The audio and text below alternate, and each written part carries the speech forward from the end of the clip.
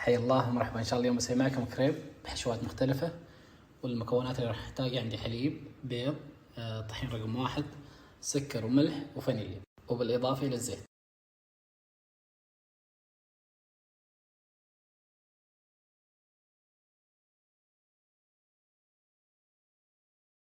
أول شي أحط البيض،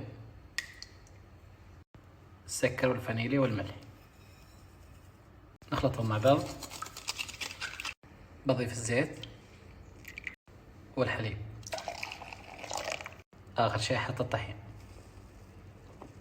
الحين نخلط بشكل جيد لحد ما يتمازجن المكونات كلها مع بعض. هذا القوام بعد الخلط يكون مايل للخفيف. بسوي كريمة إن شاء الله بستخدم هذا النوع، طبعا وايد حلو ممتاز. نخفق على مستوى 2. أخذت مني دقيقتين لحد ما صارت بهذا القوام، تكون ثقيل. حطيت الخليط في الثلاجة لمدة ربع ساعة تقريبا، وسخنت المقلاة. الحين بحط عليه شوي من بخاخ الزبدة.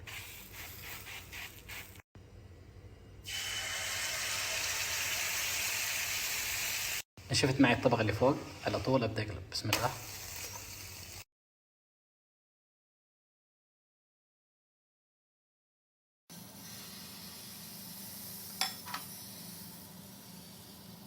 هذه الحشوات جاهزة معي. عندي كريمة العادية وكريمة صفراء، كيك جاهز، كيوي وموز وفراولة.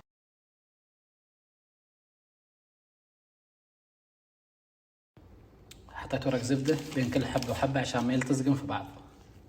الحين نبدأ نحشي. أول شي أحط كريمة،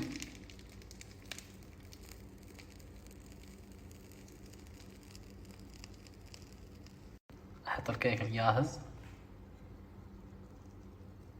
ثم أبدأ ألف بهذه الطريقة. بسم الله. النوع الثاني عندي كريمة صفراء. بسم الله. بحط عليه قطع موز.